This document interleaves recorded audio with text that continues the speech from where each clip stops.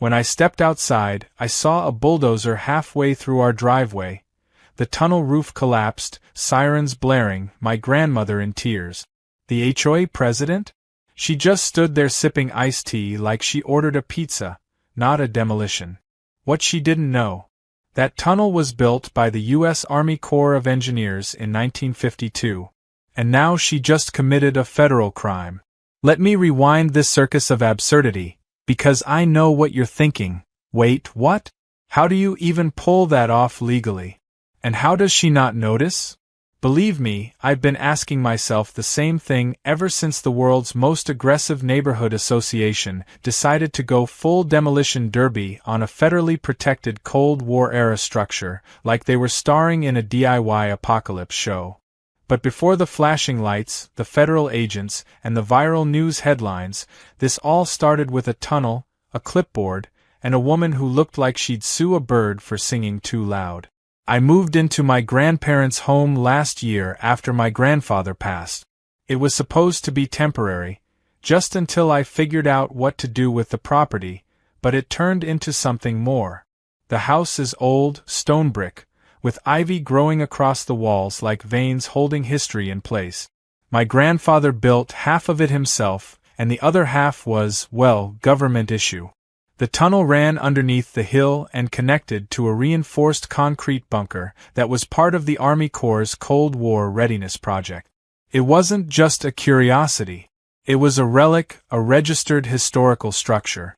It also happened to be the thing my grandfather was proudest of after his service. He used to tell me stories of how it was built with his own hands, overseen by military engineers, all hush-hush back in the day. I grew up playing in that tunnel, pretending it led to secret labs or hidden bases. To us, it was family, history, legacy. Enter Karen.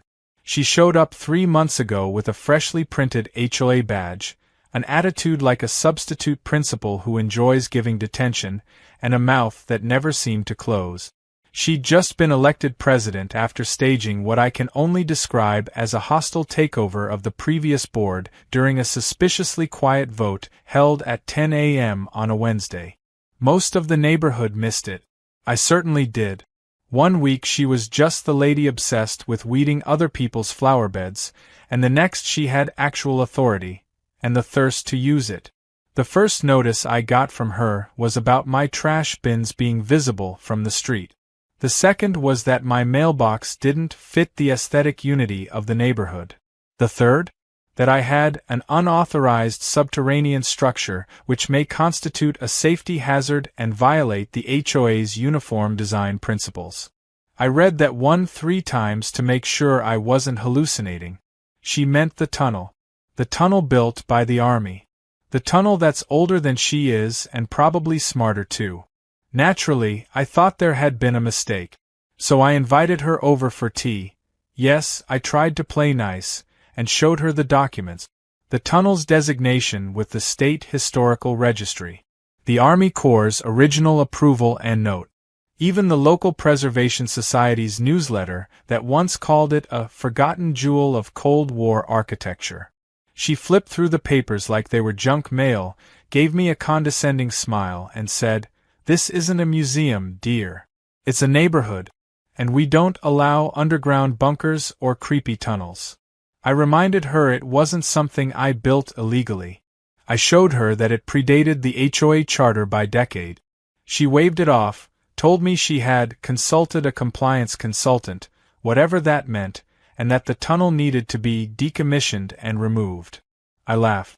She didn't. That was when I realized she wasn't bluffing. This woman genuinely believed her made-up neighborhood design code trumped a federal registration. You could see it in her eyes, the glee of authority. The kind of power trip that makes someone think they're bulletproof, even as they start poking a bear wrapped in red tape and barbed wire. From there, it escalated. She sent warning letters, then fine notices, then final warnings. I sent my own responses. Legal, polite, thorough. She ignored them. At one point, she claimed she had spoken with someone from zoning and that the tunnel was not up to current seismic standards. That was rich coming from a woman whose idea of engineering is organizing lawn chairs by height. I told her again. The structure was exempt from those codes. She didn't care. She was determined to erase anything she found ugly, unfamiliar, or outside her illusion of suburban control. It got weirder. One morning, I caught her standing in my yard, clipboard in hand, peering down into the ground where the tunnel curved beneath the garden. She hadn't knocked. She wasn't invited. When I confronted her, she said she was doing a visual audit. I asked her to leave. She rolled her eyes and said, "I'm documenting non-compliance for our records." I told her those records were about to get subpoenaed. My grandmother, bless her heart, started getting nervous. She kept asking if we were going to lose the house, or if they'd make us tear up the floor. I told her they couldn't, that they were bluffing. But the thing about people like Karen? They don't bluff. They bulldoze. And that's exactly what she did. I woke up to the sound of metal on concrete. Rushed outside to find an actual bulldozer halfway down our driveway, the operator looking confused but under orders. Karen was there, watching like a proud general surveying a conquered hill. The roof of the tunnel had collapsed, the earth sagging inwards. There were sirens in the distance. Neighbors called 911 thinking it was a gas line rupture. My grandmother was crying. Karen didn't even flinch.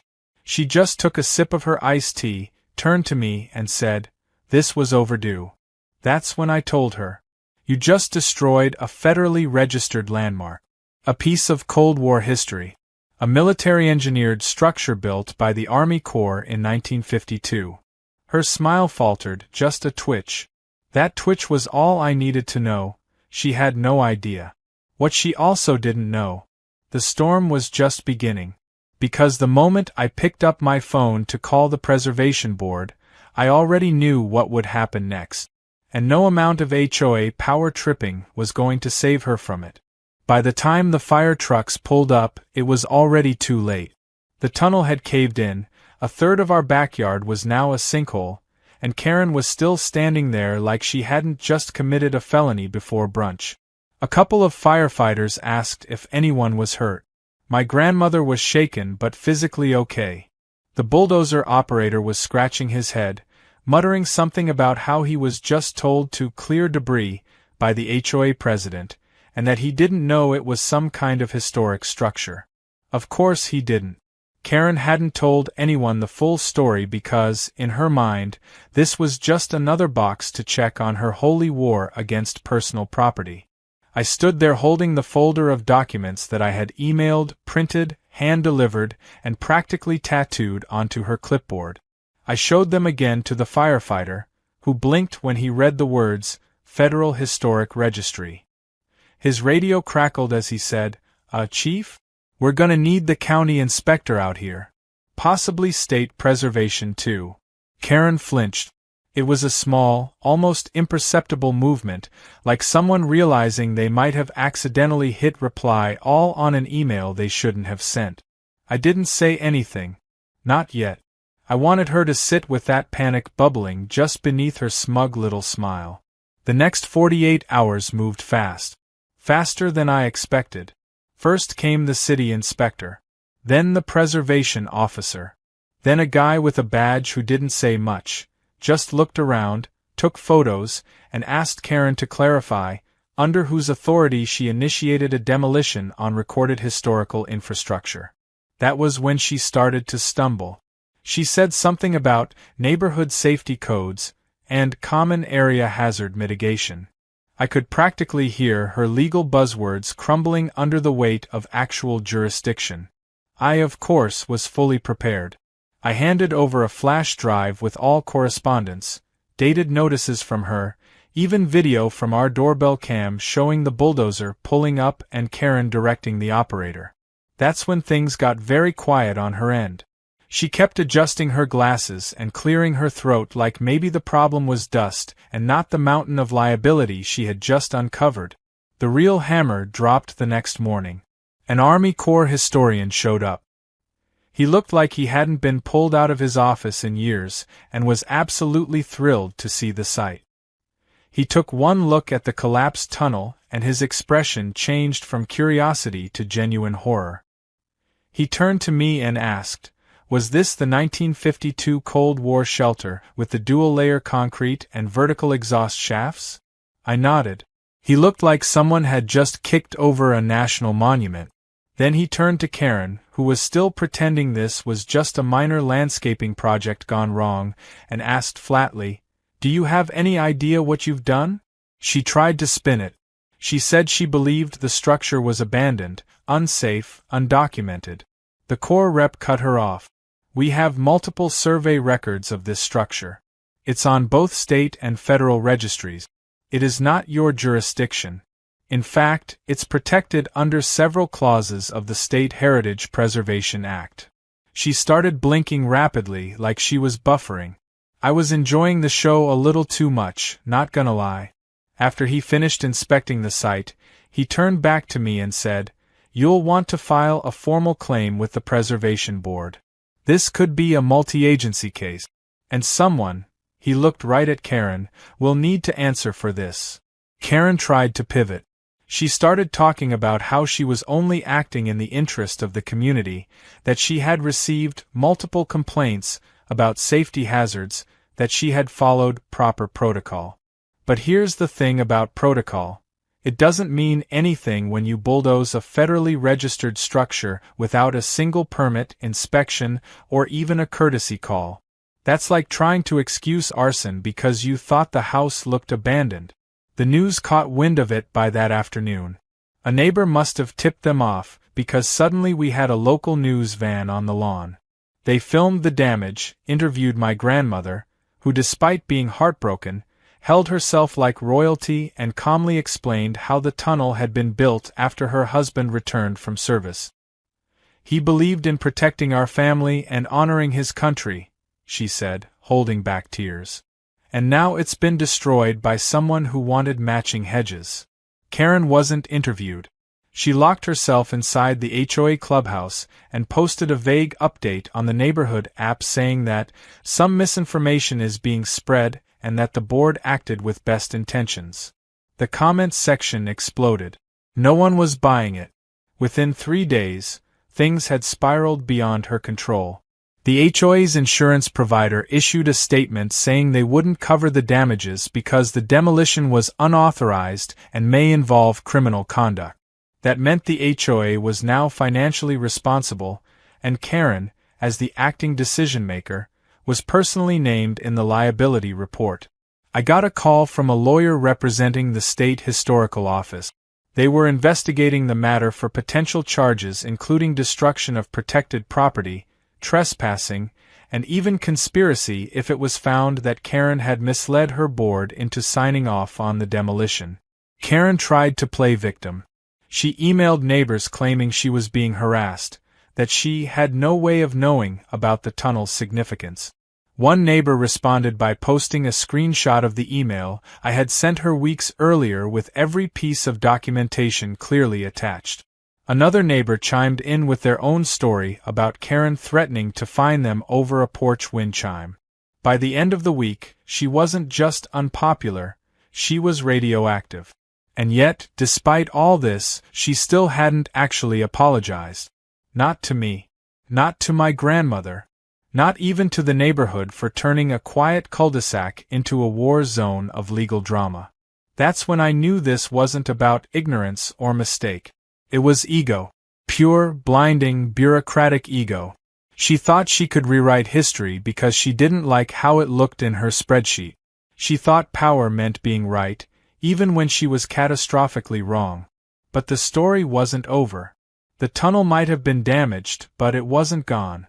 And the Corps rep had already told me that emergency funding for restoration was possible, especially in a high-profile case like this. What's more, the state might grant an injunction against the HOA, stripping them of authority until the investigation was resolved. Karen's empire of lawn ordinances was crumbling, and I was just getting started. I hadn't even filed my personal civil suit yet, but I was about to. And Karen? She had no idea what was coming next.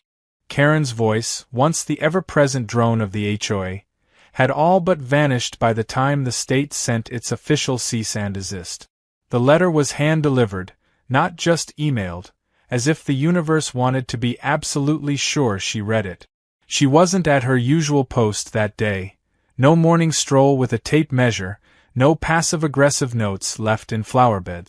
Word around the neighborhood was that she was taking time to reflect, which we all knew was code for hiding from the consequences of her own disaster. The HOA clubhouse, her command center, remained locked. Blinds drawn. Like a kingdom suddenly abandoned after the Queen got caught setting fire to the treasury. Meanwhile, things were picking up momentum everywhere else. Legal teams were now involved, real ones. I was working with the State Historical Board and a local preservation attorney who looked like he had personally sued half the zoning departments in the Tri-County area. He loved the case, called it a perfect storm of arrogance, ignorance, and illegal landscaping. His words, not mine, but I wasn't going to argue. We compiled everything. Every notice she sent, every warning I gave her, every recording, photo, document. I even included the newspaper clippings from the 70s when my grandfather gave a local high school a tour of the tunnel for their Cold War history unit. This wasn't just a structure, it was living history. And she tried to wipe it off the map with a bulldozer and a grudge. Karen made one last attempt to wriggle out of the mess by hiring her own lawyer, someone whose name sounded like it came from a daytime courtroom show. He released a statement on her behalf saying she acted in the best interests of community safety and regrets the misunderstanding. That was the first time she used the word regret, but even then it was buried in legalese so thick it practically needed a shovel. No admission of wrongdoing. No apology. Just a passive note about how things might have been handled differently. It was the most Karen thing imaginable. Destroy something valuable, deny it, deflect it, and then whine about being misunderstood. But the state wasn't playing her game. Their investigation uncovered that not only did Karen act without permits, she actively misrepresented her authority when hiring the demolition crew. She told them it was an approved project, pre-inspected and cleared. None of that was true. They interviewed the crew foreman, who admitted he thought it was just an old concrete storm drain being removed. When he found out what it really was, he called the preservation office himself to confirm, just in time for them to add another layer of liability to her already impressive pile of bad decisions. What truly sealed her fate, though, wasn't the damage itself. It was the paper trail, because Karen, in her infinite micromanaging glory, documented everything she did. She left a path of emails, text messages, and notes that showed, without a doubt, that she had been warned. She had been informed, advised, and politely told multiple times that the tunnel was historic and protected. And she had ignored all of it. On purpose. There was one particularly damning message she sent to another board member, where she wrote, "I don't care if it's on some dusty list from the 50s. It's ugly and unnecessary. It's coming down." That was the quote that made it into the press.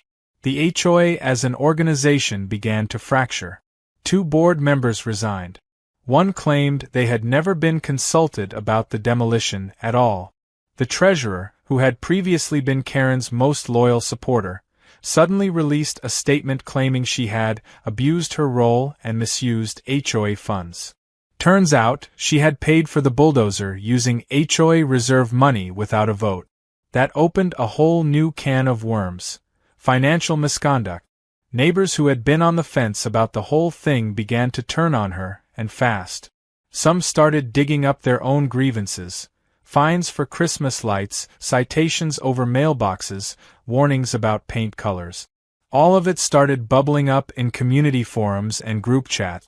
One neighbor even made a parody Instagram account called Karen's Commandments, where they posted fake HOA rules like, "Thou shalt not own a wind chime," and "Thou shalt mow diagonally, lest you be fined." While her reputation was publicly falling apart, I was focused on rebuilding what she had destroyed. The Corps had authorized an emergency assessment and confirmed that the tunnel could be restored. The cost would be substantial, but thanks to the media attention and the legal action underway, funding options were opening up. I started working with a contractor who specialized in historical restoration, and he nearly wept when he saw the original blueprints my grandfather had preserved. "This is Cold War gold," he said. "Most of these have been sealed off or destroyed. You've got something truly rare here." And yet, despite everything, Karen still hadn't formally stepped down. There was an almost tragic persistence to her silence, like she was still clinging to the idea that if she stayed quiet long enough, maybe the consequences would just dissolve into the air. But that illusion finally shattered when the state filed a civil suit against her for unlawful destruction of protected infrastructure. The charges weren't criminal, yet, but they came with fines that could bankrupt someone trying to hold on to a suburban HOA title as if it were national office. The final twist came during a surprise emergency HOA meeting called by the remaining board. The clubhouse was packed. Residents came out in droves. Karen showed up, looking like she'd aged 10 years in 2 weeks. Her lawyers stood behind her, arms crossed, clearly wishing he were somewhere else. When they opened the floor to statements, she tried to speak. Tried to deliver some half-hearted apology wrapped in legal disclaimers. But the residents weren't having it. One elderly neighbor, who had lived here since the 60s, stood up and said, "You tore down a piece of our history. Not because it was dangerous, but because you didn't like how it looked. That's not leadership. That's vandalism in a pantsuit." The room erupted in applause. A motion was made to remove Karen as president, effective immediately. The vote was unanimous. That night, she packed up her clipboard, her binders, her rules and regulations, and left the clubhouse for the last time. I heard through the grapevine she was considering moving. The irony? Her property value had dropped since the scandal. No one wanted to buy a house from the woman who bulldozed history and then blamed the paperwork. But I wasn't finished yet, because what came next wasn't just about restoring the tunnel. It was about turning the entire disaster into something meaningful, something lasting, something that Karen couldn't erase no matter how many iced teas she sipped while pretending the world revolved around her checklist. And the next phone call I received made that future very, very real. The call came from the state's Office of Historic Grants and Development, and the woman on the other end had the kind of calm, confident voice that made you feel like something big was happening, but you were in good hands. She told me that due to the high-profile nature of the case and the overwhelming public support, our property had been approved not just for restoration funds, but for inclusion in a special Cold War educational initiative. Apparently, the tunnel was one of only a handful still structurally viable enough to be used as a teaching model. In short, we weren't just going to rebuild it, we were going to turn it into something that could outlive every board member the HOA ever had. The kind of legacy my grandfather would have never imagined, but would have loved. I walked into my grandmother's kitchen later that day and told her the news. She was sitting at the table with her crossword and a lukewarm cup of tea, but as soon as I said it, she froze. Her eyes filled with tears and she didn't say a word for a moment, just reached out and took my hand. "He built that tunnel thinking he was protecting us," she said quietly. "Now it's protecting his memory." We didn't talk for a bit after that. We didn't need to. Word spread fast through the neighborhood. The same residents who had once grumbled about Karen's iron grip were now openly celebrating her downfall. A few even knocked on our door with homemade cookies, as if apologizing on behalf of the entire HOA. Others dropped off little mementos of support, books on Cold War history, old newspaper clippings, even a framed photo one neighbor had of my grandfather from a block party back in the 80s. It was strange how quickly the tide had turned. The same people who used to avoid eye contact at HOA meetings were now organizing potlucks and planning community projects. It was like everyone had been collectively holding their breath under Karen's rule, and now they could finally exhale. The actual restoration process was more intense than I expected. The engineering team brought in scanners, soil experts, even a military historian to ensure that the rebuild honored the original design. I got to walk through the partially collapsed structure with them, and it was surreal, like stepping into the past through layers of dirt and concrete. They uncovered old markings my grandfather had left behind, measurements scribbled in pencil, initials etched into the walls. One of the workers looked at me and said, "This wasn't just a tunnel. This was a time capsule." And they were right. Every inch of that space felt like it was holding its breath, waiting to be remembered. Meanwhile, the HOA was undergoing a complete overhaul. With Karen removed and half the board either resigning or too embarrassed to show their faces, the remaining members scheduled an emergency election. I had no intention of running. I had enough on my plate, and honestly, I'd had enough of HOA politics to last a lifetime. But then the neighbors started knocking. They said they wanted someone who actually cared about the community, not just the codebook. Someone who had proven they'd fight for the neighborhood's real values, not just the aesthetic ones. So I ran. Reluctantly. And somehow, I won. Unanimously. The first thing I did was rewrite the bylaws that had given Karen so much unchecked power. The second was to launch a transparency initiative. Open meeting notes, public votes, a digital archive of all HOA decisions. The third? I created a new position, community historian. It was voluntary, unpaid, and it went to my grandmother. She had lived here the longest, knew every house, every family, every story. If we were going to move forward, we were going to remember where we came from. But Karen? She wasn't done yet. A week after the election, she tried to file a defamation claim against the HOA, claiming she had been unfairly targeted and misrepresented. Her new lawyer clearly had no idea what he was walking into. The response was swift. The HOA's legal counsel responded with a counterclaim for damages related to the unauthorized demolition, citing negligence, breach of fiduciary duty, and reputational harm. The insurance company had officially dropped her, and she was now on the hook for the remaining damages not covered by the preservation fund. Last I heard, she was trying to sell her house off market, but no one wanted it. The property had become infamous in all the wrong ways. The kind of listing that comes with baggage, legal disclaimers, and a permanent shadow. One neighbor told me she saw Karen at the post office, quietly trying to mail boxes while wearing sunglasses indoors. Not because she was hiding from the law, but because she was hiding from us. What really sealed the irony, though, came 6 months later. With the restoration nearly complete and the grant money secured, the tunnel was officially designated a site of local interest. The state asked us if we'd be willing to host guided tours once a month, just for educational purposes. My grandmother agreed, but only under one condition: she got to be the first tour guide. And wouldn't you know it? A few weeks later, as we were preparing for the first public tour, I got an email from the local historical society. They had hired a new assistant to help manage outreach for the district's Cold War exhibit. The name in the email signature? Karen, listed as a community liaison. Apparently, part of her court-mandated community service had been reassigned after she expressed an interest in historical education. You can't make this stuff up. There was something poetic about it.